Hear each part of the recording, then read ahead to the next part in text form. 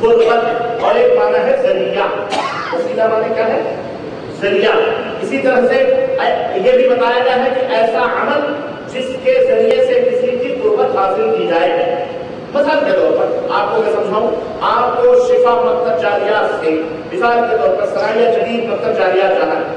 اب یہاں سے کئی ذریعے ہیں جانے کے، بسوں کا ذریعہ ہو سکتا ہے، وہ تو آپ اپنے گروپ بھی جاتے ہیں سپوز مان لو، تو وہاں سے بری طور پہ بھی جا سکتے ہیں، بس کے ذریعے سے بھی جا سکتے ہیں، ٹرین کے ذریعے سے بھی جا سکتے ہیں، ہوائی جہاز کے ذریعے سے بھی جا سکتے ہیں، پیدل بھی جا سکتے ہیں، موٹر سائیکل سے بھی جا سکتے ہیں. تو یہ جو موٹر سائیکل ہے، یہ جو پیدل ہے، یہ جو ہوائی جہاز ہے، یہ جو ٹرین ہے، یہ تمام سب چیزیں انہیں کہا جاتا ہے وسیلہ. انہیں کیا کہا جاتا ہے؟ وسیلہ، ذریعہ.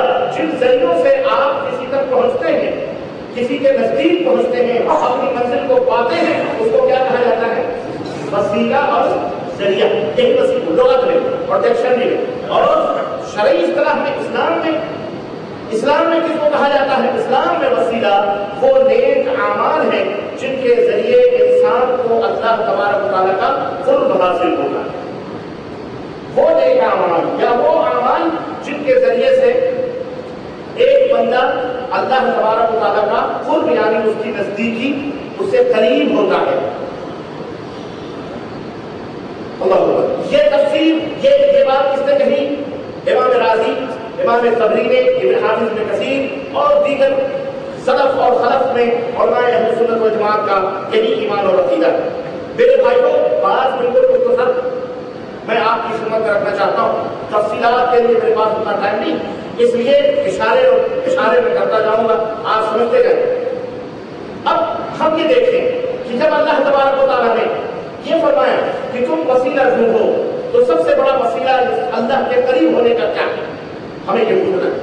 آئیے میں آپ کو بتاؤں، اللہ سے قریب ہونے کا سب سے بہترین اور سب سے عظیم الشان اور سب سے بہترین اور صاف اور ستھرا وسیلہ انسان کا اللہ تبارک و تعالیٰ کے اوپر ایمان لانا. سب سے بڑا وسیلہ ہے. ایک آدمی ایمان نہ لائے، نماز پڑھے. مثال کے طور پر میں آپ کو بتاؤں، ہمارے یہاں ہندوستان کے لوگ بیٹھے ہیں، وہ لوگ ہندوستان مثلا واجپئی جو وزیر اعظم ہمارے ہندوستان، وہ نماز پڑھیں جمعے کی یا پانچوں سب کی نماز، لیکن وہ کلمہ نہ پڑھے، تو آپ بتائیں کہ وہ اللہ سے قریب ہو سکتے ہیں؟ ہو سکتے نہیں ہو سکتے. وہ چاہے مزار کے اوپر پکڑ بنوا لیں، اجمیر جائیں، چاہے وہ درگاہ جائیں، چاہے جہاں جائیں، پکڑ بنوا لیں اور جناب یار وہاں چوم چاٹ کر لیں، وہاں پھول پتیاں چڑھا لیں، وہ اللہ سے قریب ہو جائیں. اللہ سے بندہ قریب کب ہوتا ہے؟ جب واجپئی جی یہ کہہ دیں اشہد ان لا الہ الا اللہ، میں گواہی دیتا ہوں کہ اس سنسار میں اللہ کے سوا کوئی معبود، باقی سارے معبود جھوٹے. یہ سب سے بڑا ذریعہ ہے بندے کا اللہ سے کنیکشن جوڑنے کا. کوئی ذریعہ جب کنیکشن ہی کٹا ہو تو لاکھ پانی ڈالو، لاکھ بجلیاں سجاؤ، جب کنیکشن ہی نہیں لگا ہے تو پھر وہ ٹیوب لائٹ، وہ بجلیاں، وہ آرائشیں، وہ زیبائشیں کوئی کسی کام کی ہو سکتی؟ کچھ.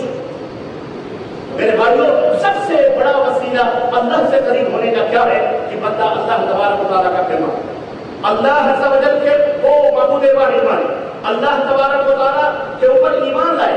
ایمان اور توحید یہ سب سے بڑا ذریعہ وسیلہ ہے اور ذریعہ ہے جس سے کہ بندہ اللہ سے قریب ہوتا ہے. اسی طرح عبادت بھی وسیلہ ہے. اسی طرح عبادت، نماز، روزے، حج، زکات، یہ سب کیا ہے؟ وسیلے ہیں اللہ سے قریب ہونے کا. بندہ جو عبادت کرتا ہے، نماز پڑھتا ہے، فرائض ادا کرتا ہے، برائیوں سے دور رہتا ہے، اچھے اعمال کرتا ہے، بندہ اللہ تبارک و تعالیٰ سے قریب تر ہوتا ہے. آپ اپنے کفیل کے اندر میں رہتے ہیں، آپ کفیل کے حکم کی فرما برداری کرتے ہیں، کفیل جو کہتا ہے اس کو ادا کرتے ہیں، کفیل کے ساتھ ساتھ رہتے ہیں، آپ کفیل سے قریب تر ہوتے جاتے ہیں. بھی اسی طرح سے اللہ کے لیے کوئی مثال نہیں، سمجھانے کے لیے مثال دے رہا ہوں کہ جو بندہ اللہ تبارک و تعالیٰ کے احکام کے اوپر عمل کرتا ہے وہ کیا ہے؟ سب وسیلہ. تو ایمان بھی وسیلہ ہے، عقیدہ توحید بھی وسیلہ ہے، عبادت بھی وسیلہ ہے، نبی کریم صلی اللہ علیہ وسلم کی اتباع اور فرما برداری کرنا بھی کیا ہے؟ یہ بھی وسیلہ ہے. نبی کریم سے محبت کیا ہے؟ یہ بھی وسیلہ ہے. مومنین سے محبت یہ بھی وسیلہ ہے. دعا بھی وسیلہ ہے. نبی کریم صلی اللہ علیہ وسلم کی دعا کا وسیلہ لینا یہ بھی وسیلہ ہے. ایک دوسرے کے لیے دعا کرنا یہ بھی وسیلہ ہے. شفاعت نبوی صلی اللہ علیہ وسلم یہ بھی وسیلہ ہے. درود نبی کریم صلی اللہ علیہ وسلم کے اوپر درود و سلام پڑھنا یہ بھی کیا ہے؟ یہ وہ وسائل ہیں جو قرآن کے اندر موجود ہیں, جو نبی کریم صلی اللہ علیہ وسلم کے فرمان کے اندر موجود ہے.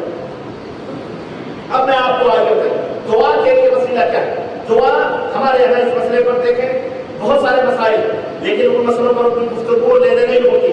ہمارے یہاں اس مسئلے پر اس وقت سب سے زیادہ بحثیں ہوتی ہیں اس وقت ہوتی ہیں جب دعا کی بات آتی ہے, جب دعا مانگنے کی بات آتی ہے تو دوسری بہت ساری چیزوں کے اوپر تو بحثیں ہوتی ہیں, مگر اس موضوع کے اوپر, دعا کے موضوع پر, اس کے اوپر بڑی بحث ہوتی ہے, کیونکہ اس میں دیگر اور چیزیں جو ہے نا اس میں وسیلے کی بات ہے. نماز میں وسیلے کی بات نہیں ہے, حج میں وسیلے کی بات نہیں ہے, زکات میں وسیلے کی بات نہیں ہے, لیکن جب دعا مانگنے کی بات آتی ہے تو اس میں بڑی بحثیں ہوتی ہیں. کیوں؟ اب اس دعا میں وسیلے کی بحث آتی ہے کہ دعا مانگیں, دعا مانگی جائے تو کیسے مانگی جائے اور کس ذریعے سے مانگی جائے. اس لیے اس کے اوپر زیادہ بحث ہوتی ہے. یہاں پر اس کے اوپر بحث دی جاتی ہے کہ جناب عالی کس طرح سے ہماری دعائیں اللہ تبارک و تعالیٰ کے یہاں پہنچ سکتی ہیں, کس طرح سے ہماری دعائیں اللہ تبارک و تعالیٰ کے یہاں پہنچ سکتی ہیں. آخر ہم کون سا ذریعہ اختیار کریں کہ اللہ تبارک و تعالیٰ ہماری دعاؤں کو سن لے, اللہ تبارک و تعالیٰ ہماری دعاؤں کو قبول فرما لے, ہم کون سا ذریعہ استعمال کریں. ذرا غور کرنا میرے عزیزو, اس بندے کو جسے اپنے دعا کی قبولیت کی بڑی فکر ہو رہی ہے, اسے نماز کے قبولیت کی کوئی فکر نہیں. اسی لیے میں نے کہا دیگر عبادتیں قبول ہوتی ہیں یا نہیں ہوتی ہیں بندے کو اس کی فکر نہیں ہے, لیکن دعا کی قبولیت کی فکر بڑی ہے کہ میری دعا قبول ہو جائے. کیوں فکر ہے؟ نماز قبول ہوتی ہے کہ نہیں ہوتی اس کو فکر نہیں, حج قبول ہوتا ہے کہ نہیں ہوتا ہے اس کی فکر نہیں, زکات قبول ہوتی ہے کہ ہوتی نہیں, اس کا ایمان بھی اللہ کے ہاں قابل قبول ہے یا نہیں ہے اس کی فکر نہیں ہے. یہ سچ بولتا ہے یہ اللہ تعالیٰ, یہ جو اعمال کرتا ہے اللہ کے ہاں قبول ہے کہ نہیں قبول ہے اس کی اس کو فکر نہیں ہے. سجدے قبول ہے کہ نہیں قبول ہے, روزے قبول ہے کہ نہیں قبول ہے, رکوع قبول ہے کہ نہیں قبول ہے, بندے کو اس کی فکر نہیں ہوتی. سب سے زیادہ فکر کس بات کی ہوتی ہے؟ بولو, دعا قبول ہوتی ہے کہ نہیں ہوتی ہے, یہی جا کے مسئلہ اٹکتا ہے اور یہی پر لفڑے اور جھگڑے شروع ہوتے ہیں اور یہی پر تمام اختلافات کے جو ہے دنگل جناب عالی ہمارے ملکوں کے اندر جو ہے دنگل لگتے ہیں. سوال یہ پیدا ہوتا ہے اس کو نماز کی فکر, اس کو نماز قبول ہوتی نہیں ہوتی, یہ تمام سب چیزوں کے بارے میں یہ فکر نہیں کرتا. کیوں؟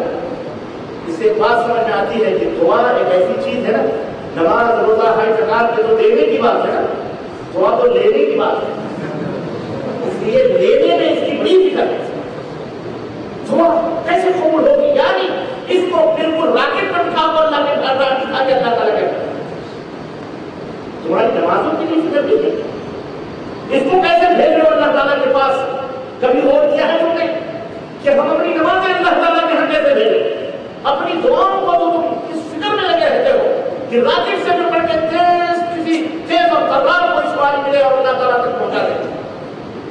کیوں؟ لینا ہے اللہ سے, دینا ہے جیسے بھی اللہ تعالیٰ ہمارے من میں آ رہا جا رہا ہے کوئی بات نہیں, ہم اللہ کو دے رہے, لیکن لینے کے لیے یہ ٹائپ کے سارے موٹے موٹے بڑے بڑے وسیلے بڑے بڑے ذریعے چاہیے اللہ تک پہنچانے کے لیے لینا ہے. میں ایسے لوگوں سے عرض کرنا چاہتا ہوں کہ جناب حقیقت یہ ہے کہ آپ اس کی فکر نہ کریں, بلکہ دعا کی قبولیت کے لیے قرآن و سنت کے اندر جو شرائط اور جو آداب بتائے گئے ہیں آپ انشاءاللہ ان آداب کو, ان شرطوں کو پوری کر لیں, انشاءاللہ آپ کی دعا خود قبول ہو جائے. اللہ تبارک و تعالیٰ نے نبی کریم صلی اللہ علیہ وسلم نے وہ تمام سب چیزیں بتائی. آئیے میں آپ کو دعا کی قبولیت کے اس کے آداب اور اس کی کچھ شرطیں آپ کو بتا دوں تاکہ یہ مسئلہ بھی آپ کے ذہن سے نکل جائے کہ جناب عالی انہوں نے بتایا تو وسیلہ لیکن طریقہ نہیں بتایا. آؤ میں ذرا طریقے آپ کو بتا دوں پھر میں آگے بڑھتا ہوں. نمبر 1, کوئی بھی دعا جو اللہ تعالیٰ سے مانگنی ہے اس کی سب سے پہلی شرط یہ ہے اور اس کا سب سے پہلا ادب یہ ہے کہ تمہارے دل کے اندر عزم اور پختگی ہونی چاہیے. جس چیز کو مانگ رہے ہو وہ پختہ ہو, مکمل مصمم ارادہ. اس کی دلیل کیا ہے؟ نبی کریم صلی اللہ علیہ وسلم حضرت ابو ہریرہ رضی اللہ تعالیٰ عنہ حدیث کے راوی، اور یہ حدیث پاک صحیح مسلم کے اندر موجود، حضرت ابو ہریرہ کہتے ہیں کہ نبی کریم